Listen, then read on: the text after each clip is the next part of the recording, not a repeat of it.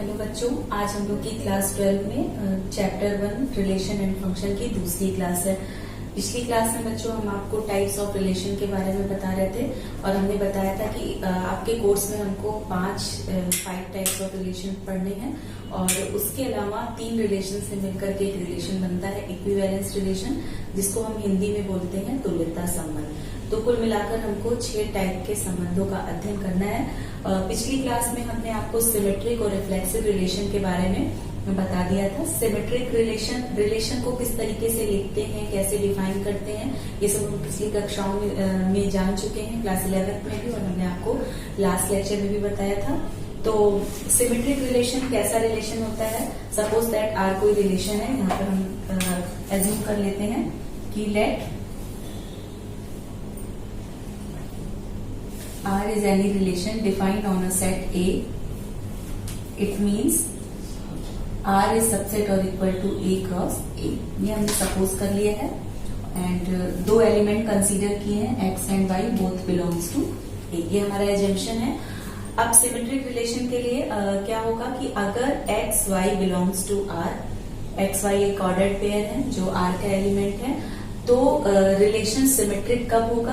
अगर y x भी r का एलिमेंट होता है।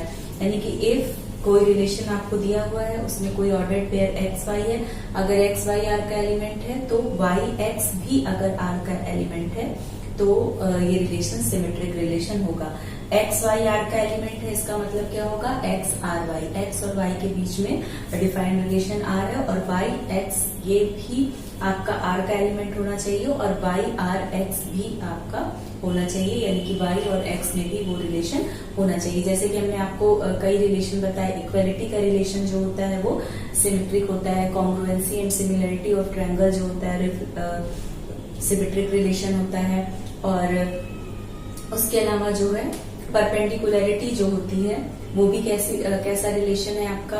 अगर 2 लाइंस आपस में परपेंडिकुलर है, अगर हम एक्सिस को ही आप देख लीजिए, एक्स वाई एक्सिस, अगर एक्स एक्सिस वाई पे परपेंडिकुलर है तो वाई एक्सिस आपकी एक्स पे परपेंडिकुलर होगी। तो जितने भी रिलेशन हमने बताए सब कैसे हैं? सिमेट्रिक है। नेक्स्ट था बच्चों आपका रिफ्लेक्सिव रिलेशन के लिए अगर आर को हम कहते हैं कि जो संबंध दिया संबंध आर है वो रिफ्लेक्सिव यानी कि स्वतुल्य है।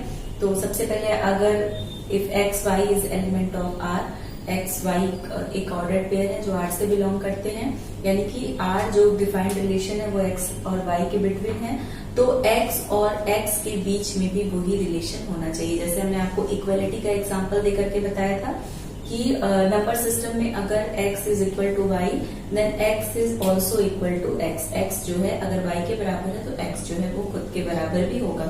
रेखाओं में जो होता है वो समांतर होने का संबंध, तो अगर कोई रेखा x है, किसी रेखा y के समांतर है तो x खुद के भी समांतर होगी। उसी तरीके से अगर हम इसमें परपेंडिकुलरिटी का रिलेशन एज्यूम करते हैं तो x अगर y के परपेंडिकुलर है लेकिन x खुद के परपेंडिकुलर नहीं हो सकता, तो जो परपेंडिकुलरिटी का रिलेशन है लाइंस का वो जो है आपका रिफ्लेक्सिव नहीं होता है। तो नेक्स्ट है आपका ट्रांजिटिव रिलेशन, यानी कि इसको हम बोलते हैं संक्रमक संबंध। मान लीजिए आर कोई संबंध है, वो हमने अपना एजम्पशन मेड कर लिया है।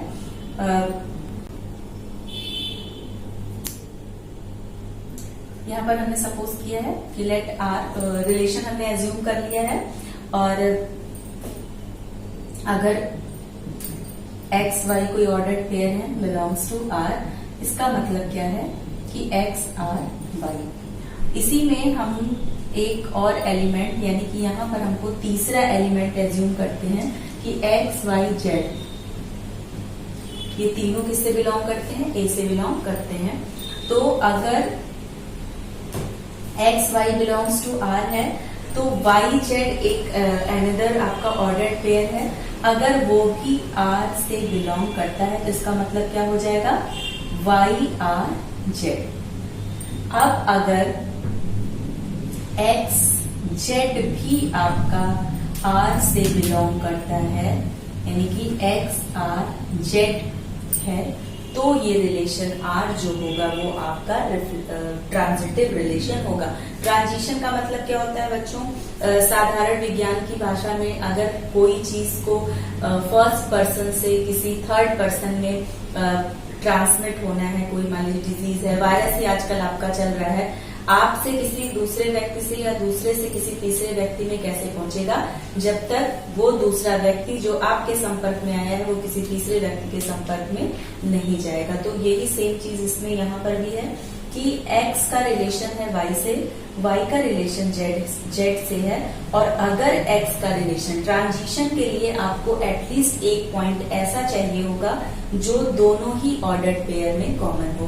तो आप देख सकते हैं यहाँ पर y जो है वो फर्स्ट ऑर्डर पेयर का सेकंड एलिमेंट है, सेकंड ऑर्डर पेयर का फर्स्ट एलिमेंट है, यानी कि y जो है वो ट्रांसलेशन का काम कर रहा है, और जो नेक्स्ट ऑर्डर पेयर आपको मिल रहा है वो क्या है? xz। यानी कि अगर x r y है, यानी x का रिलेशन y से है, y का वही सेम रिलेशन अगर z से है, तो अगर x का वो रिलेशन z से होता है तो ये दिया हुआ संबंध जो है वो आपका संक्रामक संबंध या ट्रांजिटिव रिलेशन कहलाता है। तो आई होप बच्चों आपको ये समझ में आ गया होगा। अब यहीं पर हम लोग इक्विवेलेंस रिलेशन पढ़ लेंगे। तो आइए जानते हैं, इक्विवेलेंस रिलेशन मतलब तुल्यता संबंध होता है, एक ऐसा संबंध जो सममित भी हो, स्वतुल्य भी हो और संक्रमक, यानी कि any relation symmetric, reflexive, transitive. अगर कोई रिलेशन इन तीनों प्रॉपर्टीज को फॉलो करता है तो वो रिलेशन इक्विवेलेंस रिलेशन कहलाएगा। उसको हम हिंदी में बोलते हैं तुल्यता संबंध।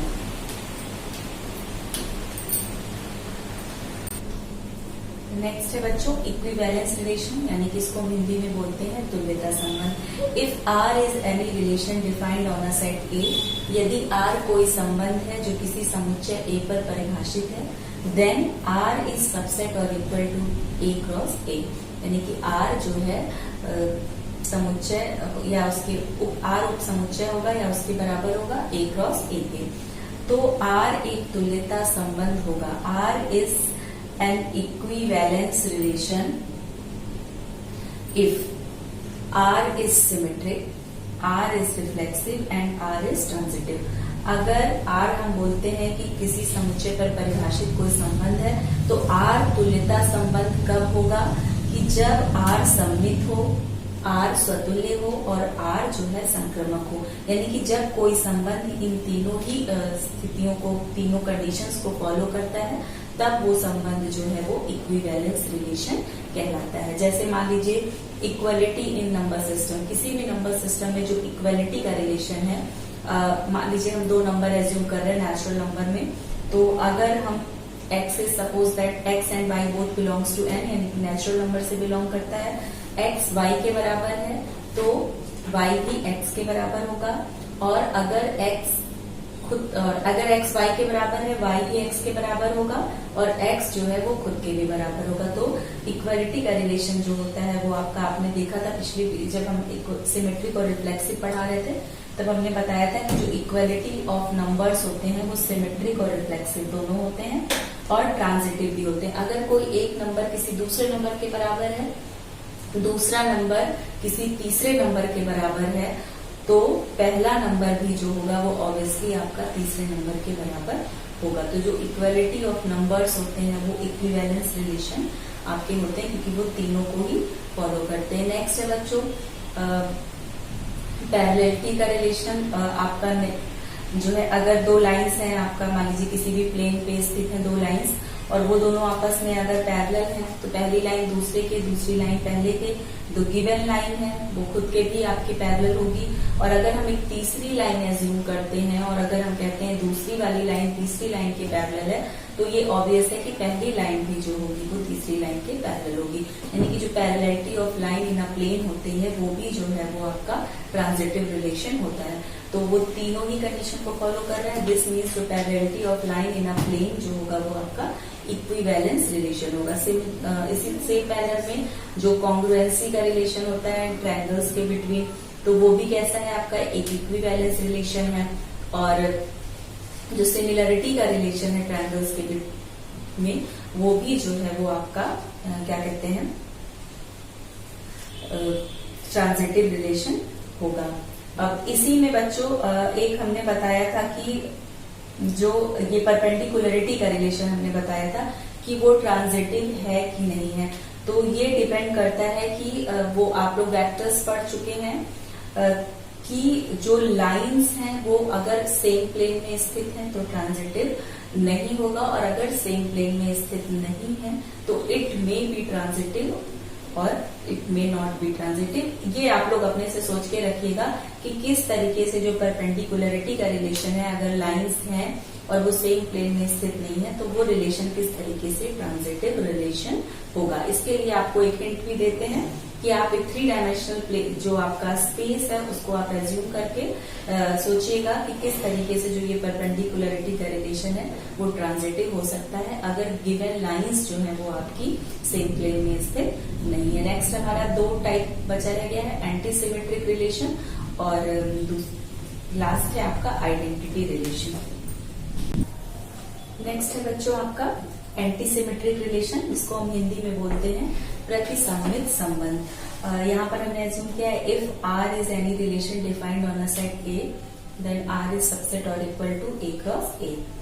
आर कोई संबंध है जो किसी समुच्चय ए पर परिभाषित है। अगर ऑर्डर्ड पेयर एक्स वाई जो है वो आपका आर से बिलोंग करता है तो इसका क्या मतलब होगा X R Y where X and Y both are element of A.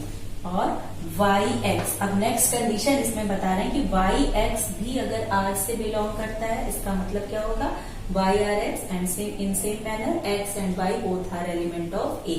अगर किसी रिलेशन में ये दोनों कंडीशन फॉलो होती है तो इसको हम क्या बोलते हैं symmetric relation. Then why it is called anti symmetric. तो हम इसे एंटी सिमेट्रिक क्यों बोलते हैं, क्योंकि एक्स आर वाई है, वाई आर एक्स दोनों आर से बिलोंग करते हैं और साथ ही साथ जो एक बाउंडेड कंडीशन इसमें दी हुई है कि एक्स वाई के बराबर हो, यानी कि अगर ये तीनों ही स्थितियां किसी एक ही संबंध में पाई जाती हैं तो वो संबंध जो है आपका प्रतिसममित संबंध यानी कि एंटी सिमेट्रिक रिलेशन कहलाएगा। जैसे मान लीजिए कि नंबर सिस्टम में जो विभाजन का संबंध है, एक एग्जांपल देते हैं आपको, एक्स वाई को विभाजित करता है। अगर हम कहते हैं कि ये संबंध सममित है तो इसका क्या मतलब होगा y भी x को विभाजित करता है।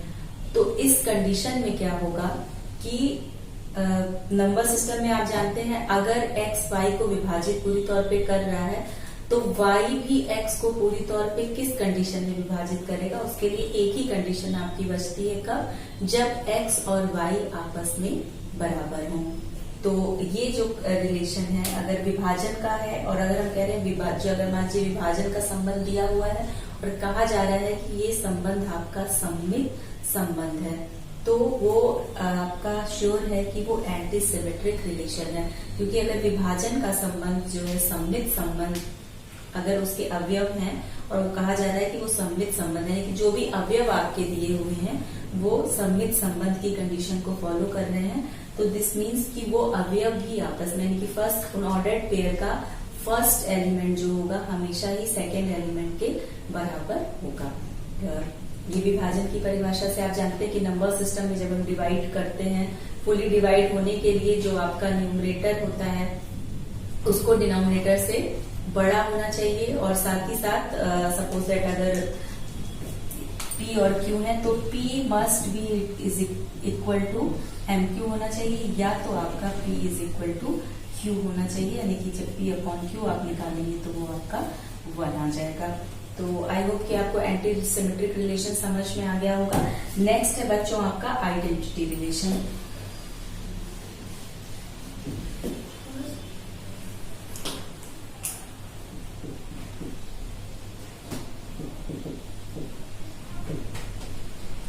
आइडेंटिटी रिलेशन, इसे हम हिंदी में बोलते हैं तत्समक संबंध। जैसे हम संबंधों को दिखाने के लिए हमेशा ही हमने कैपिटल आर का यूज किया है, लेकिन आइडेंटिटी रिलेशन को दिखाने के लिए अगर आर कोई रिलेशन है सेट ए में और हम कह रहे हैं कि R is an identity relation, तो हमें आइडेंटिटी रिलेशन को इस तरह से दिखाएंगे। कैपिटल आई और जिस सेट में वो आर डिफाइंड है, मान लीजिए वो सेट ए है, तो आई के नीचे हम सफिक्स ए इस तरीके से लगाते हैं। तो इसके जो भी एलिमेंट होंगे, सेट का जो नाम है वो आप इस तरीके से रखेंगे। अब क्या खासियत होती है आइडेंटिटी, यानी कि खुद का रिफ्लेक्शन। आइडेंटिटी का मतलब क्या, खुद का पहचान, खुद के बराबर। यानी कि जब किसी संबंध में जितने भी ऑर्डर्ड पेयर हैं उनके फर्स्ट और सेकेंड एलिमेंट दोनों आपस में इक्वल होते हैं। और अगर नहीं कहा जा रहा है, अगर हम कहते हैं कि ordered pair x y belongs to R, it means x R y and R is an identity relation. अगर आर जो है आपका वो आइडेंटिटी रिलेशन होगा तो देन क्या होगा, x must be equal to y। तो जो आइडेंटिटी एलिमेंट का जो आपका सेट होगा वो किस तरीके से होगा, suppose that x x, y y, z z। अगर x y and z all belongs to a, यानी कि आइडेंटिटी रिलेशन एक ऐसा संबंध होता है, आइडेंटिटी रिलेशन जिसको हम हिंदी में तत्समक संबंध बोलते हैं, एक ऐसा संबंध होता है जहां पर दिए गए ऑर्डर्ड पेयर कि संबंध के जो ऑर्डर्ड पेयर क्रमित युग्म होते हैं उनका प्रत्येक क्रमित युग्म का, यानी कि ईच ऑर्डर्ड पेयर में जो फर्स्ट कोऑर्डिनेट होगा वो हमेशा ही सेकंड कोऑर्डिनेट के बराबर होगा। तो आई होप कि आपको पांचों टाइप के रिलेशन समझ में आ गए होंगे, इक्विवेलेंस रिलेशन भी समझ में आ गया होगा। नेक्स्ट बच्चों हम लोग इक्विवेलेंस रिलेशन पे बेस्ड कुछ क्वेश्चंस करेंगे, तो आइए देखते हैं। नेक्स्ट है बच्चों, हमने कहा इस पे बेस्ड हम क्वेश्चन हम लोग कुछ सॉल्व करते हैं। इस पे बेस्ड पहले हम आपको एक छोटे से एग्जांपल से दिखा देते हैं कि मान लीजिए क्वेश्चन है कि त्रिभुजों में सर्वांग समता का संबंध एक तुल्यता संबंध है। एक सिंपल एग्जांपल से क्लियर करते हैं और नेक्स्ट फिर बाद में हम आपको एक एल्जेब्रिक एग्जांपल जो किसी नंबर सिस्टम के सेट पे डिफाइंड हो उसकी हेल्प से हम आपको इक्विवेलेंस रिलेशन को समझाने की कोशिश करेंगे। तो इसका सोल्यूशन बच्चों मेन जो इसमें होता है कि इसमें आपका लिखने का जो मेथड होता है वो इम्पोर्टेंट होता है, चूंकि आपकी स्टेप मार्किंग भी है। तो अगर आपका 5 नंबर या 8 नंबर में इस तरीके के क्वेश्चंस पूछते हैं तो आपका एक एक स्टेप क्वेश्चन को सॉल्व करने के लिए एक एक स्टेप आपका क्लियर होना चाहिए। जैसे इक्विवेलेंस रिलेशन शो करने के लिए हमें तीनों चीजें दिखानी पड़ेगी कि रिलेशन जो है आपका स्वतुल्य, सममित और संक्रमक तीनों है, और अंत में आपको निष्कर्ष, एक स्टेप में आपको निष्कर्ष, और जितने भी आपने मैथमेटिकल थ्योरम या पूर्व ज्ञान पे जो भी बेस्ड आपके नियम है अगर आपने उनकी हेल्प ली है तो bracket in bracket left right side में इन ब्रैकेट को रूल्स जरूर मेंशन होने चाहिए जिनकी हेल्प ली है आपने अपने क्वेश्चन को प्रूव करने के लिए। तो यहां पर सबसे पहले आपको एजम्पशन मेक करना पड़ेगा कि आर कोई संबंध है सर्वांग समता का त्रिभुजों के समूह में, यानी कि त्रिभुजों के समूह में आर कोई सर्वांग समता का संबंध है and T1, T2 and triangle T1, triangle T2 and triangle T3 जो है एलिमेंट है, मान लीजिए ट्रायंगल्स का समूह, उसको हमने मान लिया कैपिटल T से। तो सबसे पहले आप स्वतुल्यता से स्टार्ट करेंगे। स्वतुल्य, यहाँ पर सिर्फ आपको एक लाइन लिखनी है कि प्रत्येक त्रिभुज स्वयं के सर्वांगसम होता है।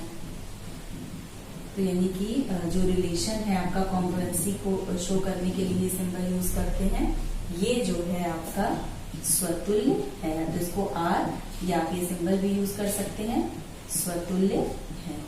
आपको स्पष्ट लिखना पड़ेगा। नेक्स्ट आपका नंबर 2 है, आपको सममित दिखाना पड़ेगा। तो उसमें आप लिखेंगे कि अगर ट्रायंगल T1 कॉन्ग्रुएंट है ट्रायंगल T2 के, तो इसका मतलब क्या होगा, ट्रायंगल T2 जो है वो आपका कॉन्ग्रुएंट होगा ट्रायंगल T1 के। यहां पर आप ब्रैकेट में लिखेंगे सर्वांग समता के नियम से, तो अब यहाँ पर अगर T1 T2 belongs to R है, तो इसका मतलब T2 T1 भी बिलोंग्स टू R होगा। अतः संबंध R सममित है। नेक्स्ट है संक्रमक। तो अगर आपका T1 कॉन्ग्रुएंट है ट्रायंगल T2 के, ट्रायंगल T2 कॉन्ग्रुएंट है ट्रायंगल T3 के, तो ट्रायंगल T1 भी जो होगा वो कॉन्ग्रुएंट होगा ट्रायंगल T3 के। तो यहाँ पर T1 T2 belongs to R, T2 T3 belongs to R and T1 T3 belongs to R, यही हमको सिद्ध करना था। तो लिखेंगे अतः संबंध R जो है वो संक्रमक है, और तीनों ही परिणामों से हम कह सकते हैं कि संबंध R एक इक्विवेलेंस रिलेशन है। बाकी बच्चों नेक्स्ट क्लास में। Thank you.